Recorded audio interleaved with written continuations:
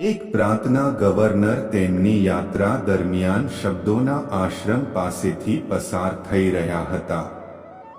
સંત પ્રત્યે આદર દર્શાવવા અને જ્ઞાન મેળવવા માટે તેઓ તેમની મુલાકાતે આવ્યા.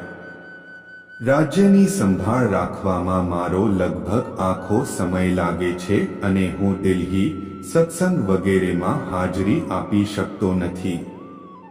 તેણે શબ્દો સાથે પૂછ્યું, શું તમે મારા જેવા વ્યસ્ત માણસને એક બે વાક્યોમાં ધર્મનો સાર સમજાવી શકશો?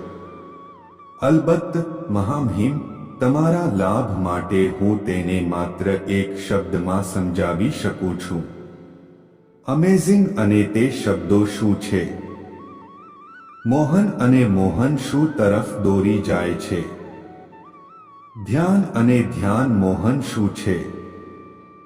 તો મિત્રો, આ વાર્તામાંથી તમે ધ્યાન વિશે શું સમજ્યા? કૃપા કરીને ટિપ્પણી કરો અને અમને એક સમુરાઈ વિશે જણાવો જેઓ તેમની માફકસરની પ્રામાણિકતા અને નમ્રતા માટે જાણીતા હતા. એક દિવસ તે એક સાધુની સલાહ લેવા ગયો.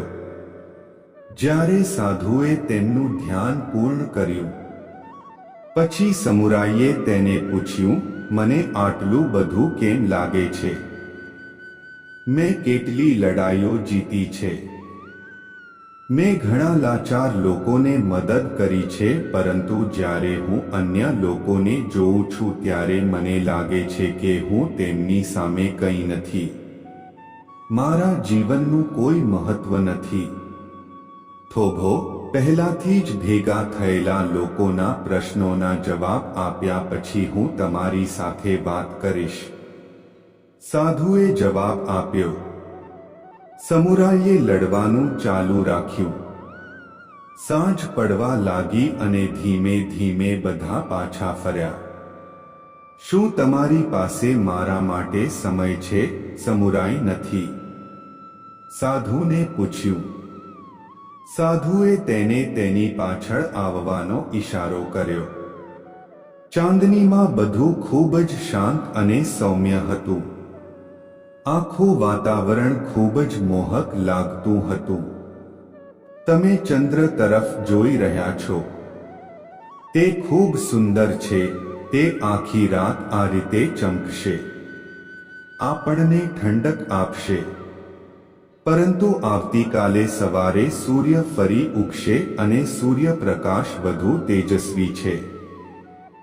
તેના કારણે આપણે દિવસ દરમિયાન સુંદર વૃક્ષો છીએ.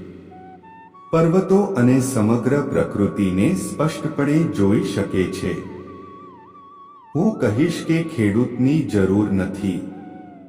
તેની સ્થિતિ નકામી છે. અરે, તમે જે કહો છો તે બિલકુલ નથી. સમરીએ કહ્યું, ચંદ્ર અને સૂર્ય સંપૂર્ણપણે અલગ છે.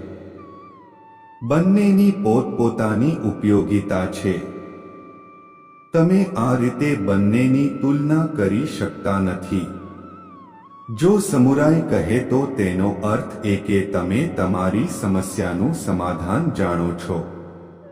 દરેક વ્યક્તિ બીજા કરતા અલગ છે. દરેક વ્યક્તિના પોતપોતાના ગુણો હોય છે અને આ દુનિયાને પોતાની રીતે ફાયદો થાય છે. આ મુખ્ય વસ્તુ છે. બાકીના બધા ગુણો છે. સાધુએ પોતાનું નિવેદન પૂરું કર્યું. મિત્રો, આપણે પણ આપણી જાતને બીજા સાથે સરખાવી ન જોઈએ. બીજામાં અમુક ગુણો હોય તો આપણામાં પણ ઘણા ગુણો છે. પણ કદાચ આપણે આપણા પોતાના ગુણો પર ઓછું અને બીજાના ગુણો પર વધુ ધ્યાન આપીએ છીએ. વાસ્તવિકતા એ છે કે આપણે બધા કોઈને કોઈ રીતે અનન્ય અને વિશિષ્ટ છીએ. એટલા માટે ક્યારે કોઈની સાથે તમારી સરખામણી ન કરો. મિત્રો, હું તમને આ પુસ્તકની ભલામણ કરીશ. તેનું નામ છે જ્યારે તમે તમારી સાથે વાત કરો ત્યારે શું કહેવું. બેન્કિંગ એ નરમાશથી જવાબ આપ્યો. તમારી પોટી બિલાડીઓ પણ કદાચ તે કરી શકે છે. પરંતુ આ દાવો કોનું આચરણ નથી. મારો ચમત્કાર એ છે કે જ્યારે મને ભૂખ લાગે ત્યારે હું ખોરાક ખાઉં છું. જ્યારે મને એવું લાગે ત્યારે હું પાણી પીઉં છું.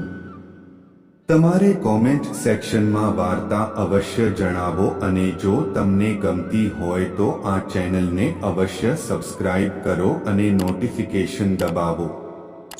ત્યાં સુધી આગળની વાર્તામાં ધ્યાન રાખજો.